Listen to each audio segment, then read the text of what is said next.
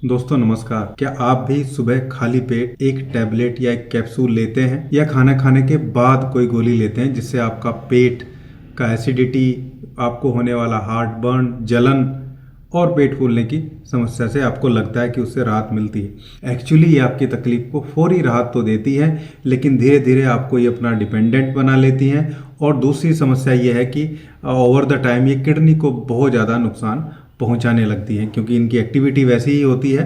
आज मैं आपको ऐसा होम्योपैथिक मदर टिंचर का कॉम्बिनेशन बताने वाला हूं जिसको यूज़ करने से आपकी इन गोलियों को लेने की आदत भी धीरे धीरे छूट जाएगी और आपको जो बर्निंग और एसिडिटी, पेट में जलन जो होती है, उससे भी आपको राहत तेजी के साथ मिलनी स्टार्ट हो जाएगी। तो चलिए इस वीडियो को स्टार्ट करते हैं।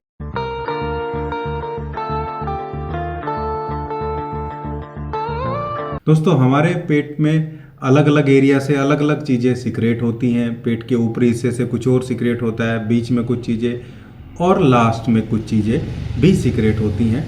पेट में ज़्यादातर सिक्रेशन होता है, एब्जॉर्प्शन बहुत कम होता है। तो जो पैराइटल सेल होती हैं हमारे स्टमक की, हमारे पेट की, वहाँ से हाइड्रोजन आयन, पोटेशियम आयन और एटीपेज एंजाइम के कॉम्बिनेशन से, यानी कि सिक्रेट होने के बाद एक एसिड का सिक्रेशन होता है, एक एसिड का फॉर्मेशन होता है जो हाइड्रोक्लोरिक एसिड होता है, HCl, जो हमारे खाने को हजम करने में बहुत इंपॉर्टेंट रोल प्ले करता है। इसके अलावा ये बैक्टीरिया और दूसरी चीज़ों को भी मारने का काम करता है। जब ये किसी भी कंडीशन में ज़्यादा बन जाए, इसका सिक्रेशन ओवर हो जाए, तो हमें ज़्यादा एसिडिटी की एहसास होता है, या हमारी जो स्टमक का अंदर की लाइनिंग है उसकी जो लेयर होती है, मिकोजा लेयर, वो डैमेज हो जाए। लगातार ऐसी चीज़ें खाने से जो जिनसे बहुत ज़्यादा पचाने में टाइम लगता है, या कुछ भी खाने की खराब आदतों की वजह से, कई बार ये ऑटोइम्यून भी हो सकता है, तो पेट की लाइनिंग खराब हो जाती है जिससे एसिड का एहसास ज़्यादा होने लगता है। उस स्थिति में एसिड बन तो उतना ही रहा है,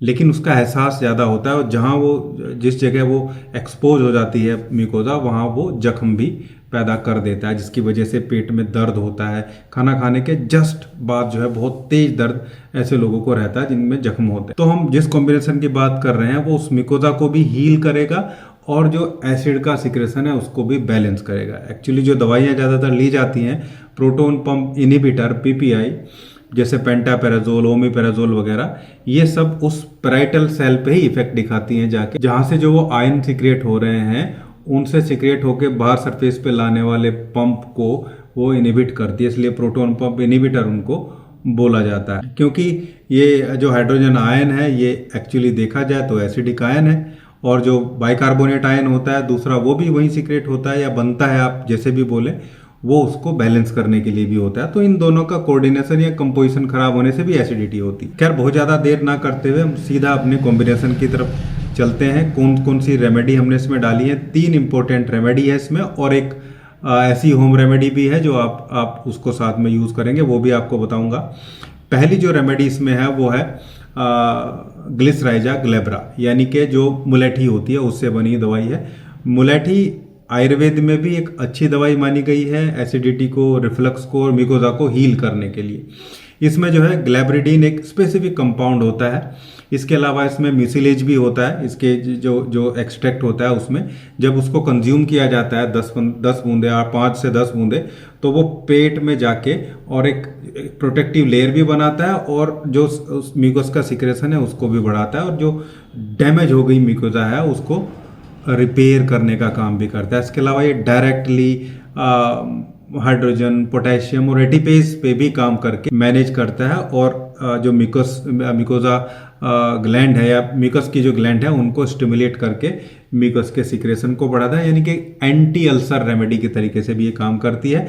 अल्सरेटिव गैस्ट्राइटिस, अल्सरेटिव कोलाइटिस, सोर, बेल्चिंग, खट्टी डकारें, पेट में जलन, हार्ट बर्न, इनके लिए बहुत बढ़िया। ये पहले मेडिसिन है मदर टिंचर के फॉर्मेट में लेना है। दूसरी जो इंपॉर्टेंट रेमेडी, ये भी बहुत खास है होम्योपैथी में, दैट इज रोबीनिया।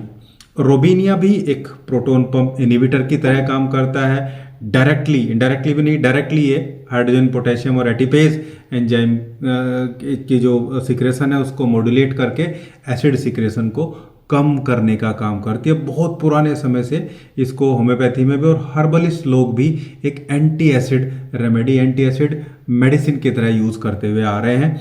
इसोफेजियल प्रोटेक्शन भी करती है ये, इसोफेगस में यानी कि फूड पाइप में, खाने की नली में होने वाली बर्निंग और हार्ट बर्न को ये कम करने का काम करती है।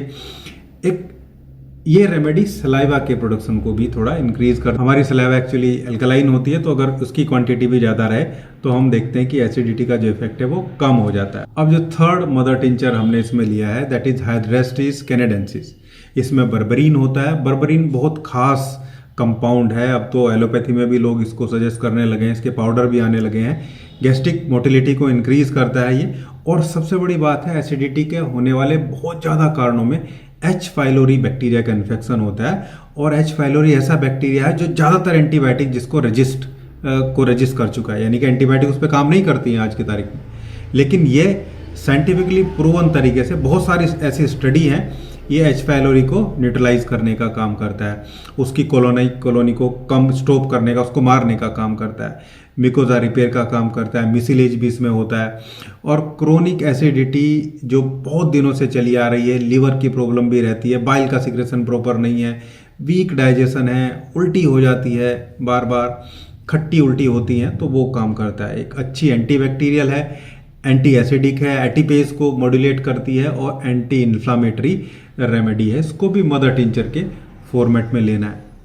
इस तरीके से हमारे 3 मदर टिंचर ये हो जाएंगे। इन तीनों को आपस में मिक्स करना है, लेकिन ध्यान रखेंगे जैसे मान लो हमने 10 ml हाइड्रेस्टिस कैनेडेंसिस को ले रहे हैं, 10 ml रोबिनिया को ले रहे हैं, तो जो हमारा ग्लिसराइजा है, जो मुलेठी का मदर टिंचर है, उसको 20 ml लेंगे, यानी कि बाकी दोनों रेमेडी से उसको डबल लेना है। इन तीनों को आपस में ऐसे मिक्स कर लेंगे। मान लीजिए 10 और 20 40 ml हो गया। फिर इसमें से आपको 20 बूंदे सुबह, 20 बूंदे दोपहर को, 20 बूंदे शाम को, खाना खाने के लगभग 1 घंटे पहले, यानी कि खाली पेट आपको इसको लेना है। और आधे से 1 कप पानी में इसको लीजिए ताकि प्रॉपरली ये पेट में चला जाए। खाली पेट में रहेगा तो ज़्यादा अच्छा रहेगा, उसका एक्शन उसी तरीके से वहाँ पे हो जाएगा। ले तो खाने के बाद भी सकते हैं, लेकिन खाली पेट जाएगा तो रिपेयरिंग का काम ज़्यादा अच्छे तरीके से हो सकता है। अब मैं बात करता हूँ कि हम जो होम रेमेडी है वो क्या लें। एक्चुअली बहुत सारे ग्रीन टी आप लोग देखते हैं जो इस तरीके का एक्शन परफॉर्म करते हैं एंटासिड के तरीके से, लेकिन अगर आपको चैमोमाइल टी मिल जाए या कैमोमाइल, जो भी जैसे भी प्रोनाउंस करें, अंग्रेजी में थोड़ा इधर उधर हो जाता है, तो चैमोमाइल या कैमोमाइल की जो टी होती है वो आप ले लीजिए, ग्रीन टी या कैमोमाइल या चैमोमाइल टी के नाम से आपको इंटरनेट पे मिल जाएगी। टी बैग्स आते हैं उसके। ये एक्चुअली एपिजेनिन और ल्यूटेलिन तो बहुत अच्छे फ्लेवोनॉइड्स इसमें होते हैं। और वेगस नर्व भी हमारी क्रेनियल नर्व है जो डाइजेशन में और एसिड के सिक्रेशन में बहुत इंपॉर्टेंट रोल प्ले करती है, उसको ये मॉड्यूलेट करती है और गैस्ट्रिक म्यूकोजा को भी हील करती है ये चाय। स्ट्रेस को कम करती है, जो बर्निंग होती है, बर्निंग के बाद गुस्सा आता है, घबराहट होती है, उसको भी ये शांत करती है। नेचुरल पीपीआई है, एंटी स्पाज्मोडिक है, एंटी गैस्ट्रिक सिक्रेशन को कम करती है। तो इसको भी दिन में 1 बार आपको लेना चाहिए और खाना खाने के लगभग 1 घंटे बाद इसको आप लें, लेकिन कैफीन फ्री होनी चाहिए, ठीक है ना। जो भी आप ग्रीन टी लें उसमें ऐसी चीज़ें नहीं होनी चाहिए जो उसमें कैफीन हो। कैफीन फ्री, 0 कैफीन वाली कैमोमिल या चैमोमाइल की जो टी है वो आपको, ग्रीन टी आपको लेनी है। सीधा सीधा लेने का तरीका आप जानते ही हैं। इस तरीके से इन रेमेडी को आप यूज़ करिए और देखिए 2 से 3 महीने में आप अपनी उस स्थिति में पाएंगे, आपकी सारी गोलियां कैप्सूल छूट जाएंगे और आपका जो डाइजेशन है वो बहुत प्रॉपर तरीके से काम करने लगे। ये था आज का वीडियो। उम्मीद करता हूँ वीडियो आप लोग को अच्छा लगा होगा। वीडियो अच्छा लगा तो लाइक करिएगा, शेयर करिएगा और चैनल को सब्सक्राइब जरूर करिएगा। Thank you.